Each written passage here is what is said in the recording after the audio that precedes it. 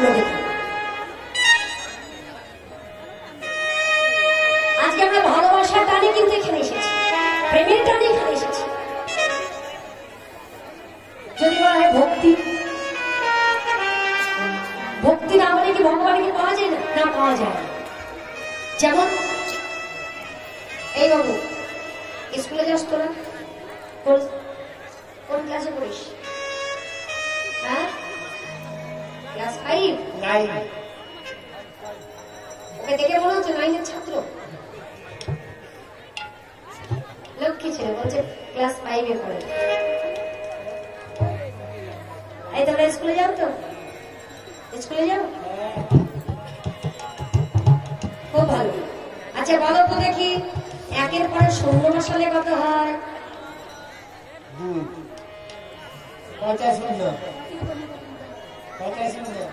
1-এর পরে একটা শূন্য বসালে কত হয়? 2 হয়। 10 হয়? 10 হলো কেন? তোমরা ঠিকঠাক বলছো তো? ভেবে দেখো, ভুল হলে কিন্তু মাইনাস হয়ে যাবে। একটা গাড়ি কয়টা গাড়ি? একটার পরে শূন্য বসালে আমরা কিন্তু 2 বলি না, একেবারে কত হচ্ছে? 10। আচ্ছা, 10-এর পরে যদি আরেকটা শূন্য বসানো হয় কত হবে?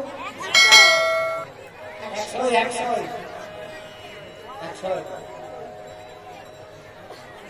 একেবারে 20 গুণ বেড়ে গেল, 2টো শূন্য দেয়া। আচ্ছা, 100-র পরে যদি আরেকটা শূন্য বসানো হয়? ভালো কথা। 1000-এর পরে যদি আরেকটা শূন্য বসানো হয় কত? 10,000। 10,000? আচ্ছা আচ্ছা, 10,000-এর পরে যদি আরেকটা শূন্য বসানো হয় কত হবে? 1 লক্ষ। আচ্ছা, 1 লক্ষর পরে যদি আরেকটা শূন্য বসানো হয়?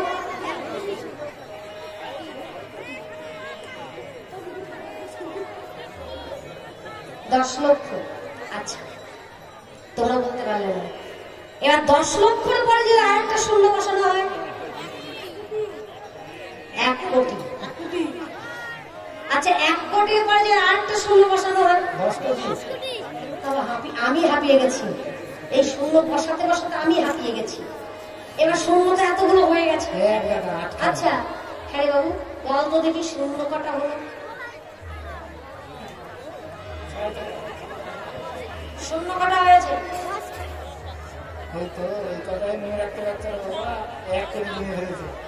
রাধে রাধে রাধে। এই শূন্য কটা মনে রাখতে পারছো না, তাহলে সংসারে এই পাহাড় তোমরা কাঁধের উপরে কি করে চাপিয়ে রাখছো? আচ্ছা, শূন্য এতগুলো হয়ে গেছে, তো তবে শূন্য যখন এতগুলো হয়ে গেছে, তাহলে যে প্রথমে যে একটা রয়েছে ওই একটাকে আমি বাদ দিয়ে দিই।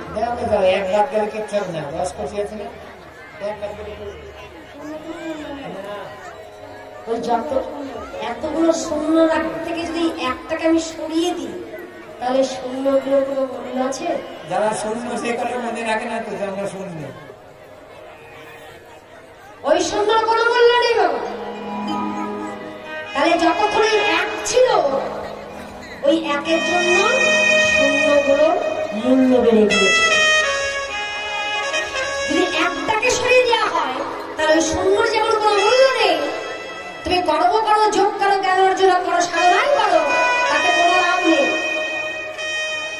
একরূপী ভক্তিকে যদি আশ্রয় করা হয়, আজ রাধাকে মনে বলছে এই মুহূর্তে যদি তুলসী আমার কাছে থাকতো, কৃষ্ণ প্রাপ্তির উপায় বহুবিধ হয়, কৃষ্ণ প্রাপ্তির উপায় বহুত আছে। যার যে ভাবছে সেই উত্তম বিচার করে আছে। এই জগতে সবাই কি কৃষ্ণ পূজা করে গো মা? করে না। কেউ কৃষ্ণ পূজা করে, কেউ কালী পূজা করে, কেউ শিব পূজা করে, কেউ দুর্গা পূজা করে। নানান মানুষ নানান দেবদেবীকে পূজা অর্চনা করে। কিন্তু এই যে বলেন কৃষ্ণ প্রাপ্তির উপায় বহুবিধ হয়, এই যে আমার কণ্ঠে একটা মালা পরিয়ে দিয়েছিল, আমি জানি না এই মালাটা অন্য কারো কণ্ঠে দেওয়া হয়েছিল কিনা।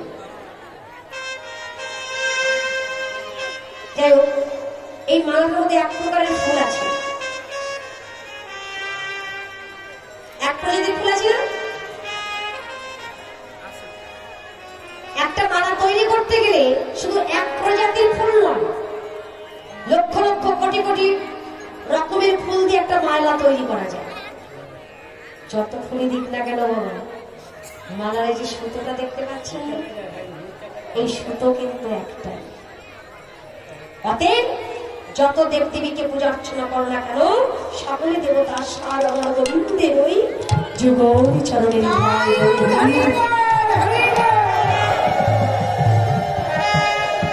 তাই তো শাস্ত্রী বললেন, এক কৃষ্ণের চরণে যদি জল দেওয়া হয়, অনন্ত কোটি দেবদেবীর কৃপা লাভ করা। আজকে রাধারানী তুলসীর কথা বলছে, মনে মনে যে তুলসী যদি থাকতো তার কৃষ্ণ দর্শন হতো। ভাবতে না ভাবতে বাবাক্ষের দাঁড়িয়ে দেখলেন তুলসী চলে যাচ্ছে, তুলসী ও তুলসী, দাঁড়া দাঁড়া দাঁড়া সখীরা। তুলসী ছুটে এসে রাধারানী সারমুখী দাঁড়িয়ে রাধারানীর কণ্ঠটি জড়িয়ে ধরে বলে, হ্যাঁ রায়, তুই আমাকে দেখেছিস? তুলসীকে কাছে পেয়ে রাধারানী আমার মহানন্দে বললেন, রাধিকা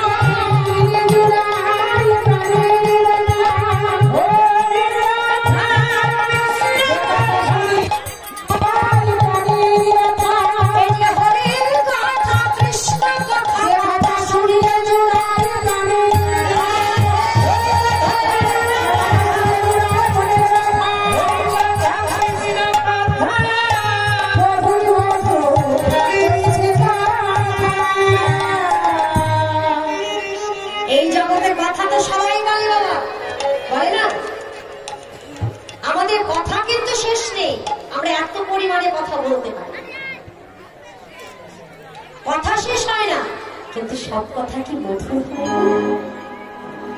যে কথা শুনলে জোড়ায়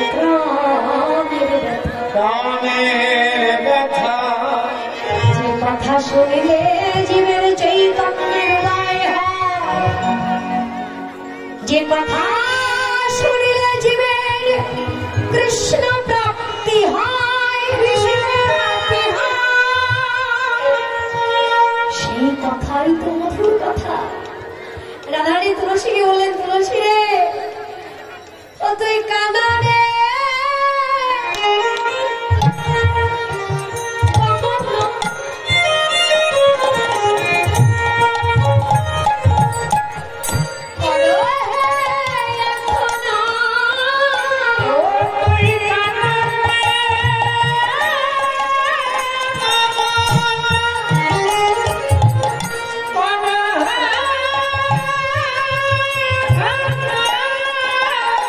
আমার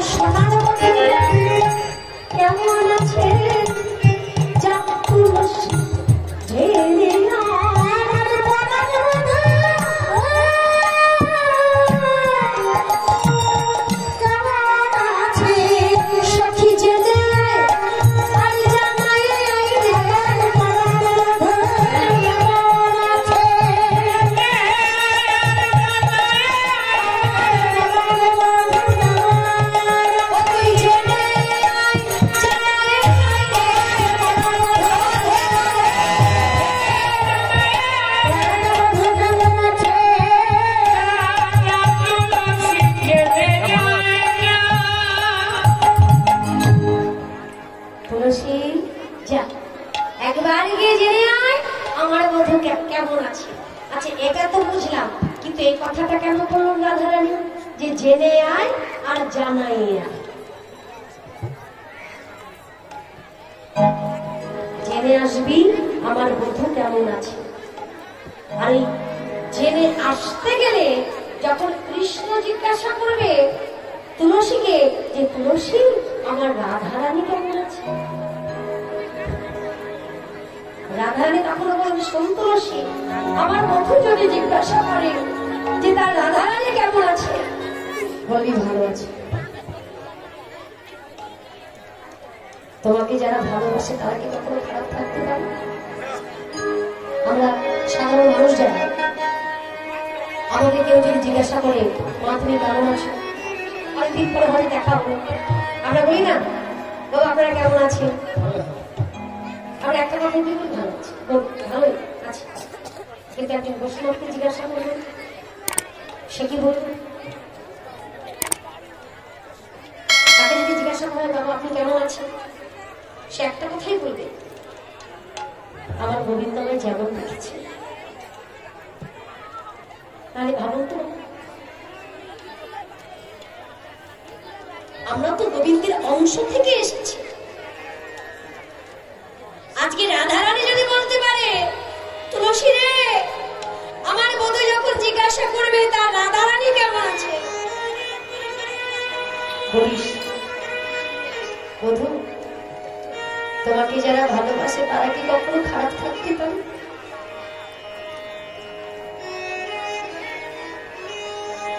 আজকে আমরা খারাপ আছি কেন জানেন তো?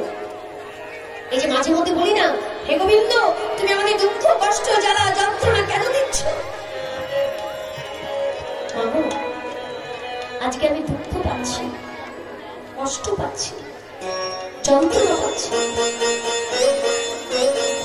এইগুলো তো প্রভু আমায় দেয়। আজকে আমি যা পাচ্ছি এটা আমার কর্মদোষ।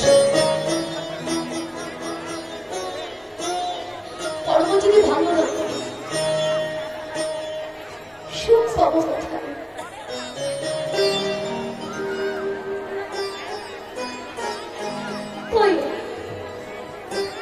ভগবানের দুয়ারে গিয়ে 10 টাকার সন্দেশ নিয়ে লোক দেখাতে দেখাতে গিয়ে ঘটা করে হাত জোর করে বলি প্রভু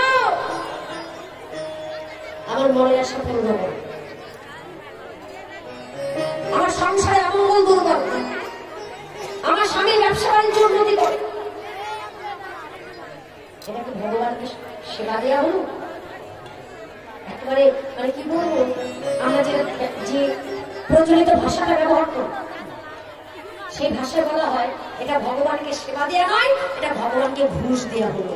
যে 10 টাকার সন্দেশ তুমি খাও আর লাখ টাকা সম্পত্তি আমায় খাও, লজ্জা করে না? আবার ভগবানকে বলছো যে তুমি আমাকে দুঃখ কষ্ট কেন দিলে? একবার তো তার দ্বারে গিয়ে বলতে পারি না প্রভু আমি কে?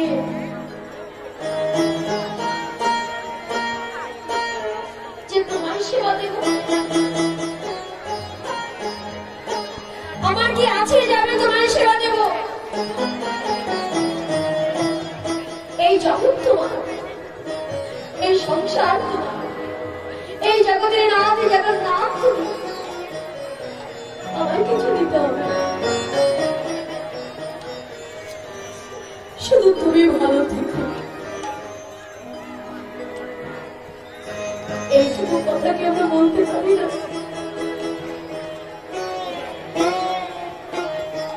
এই কথাটুকু সেই বলতে পারে যার ভক্তি ভান্ডার প্রেমের ভান্ডার পরিপূর্ণ হয়েছে,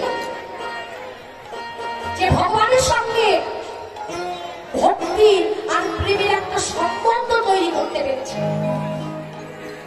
আমরা পারিনি, বিশেষ করে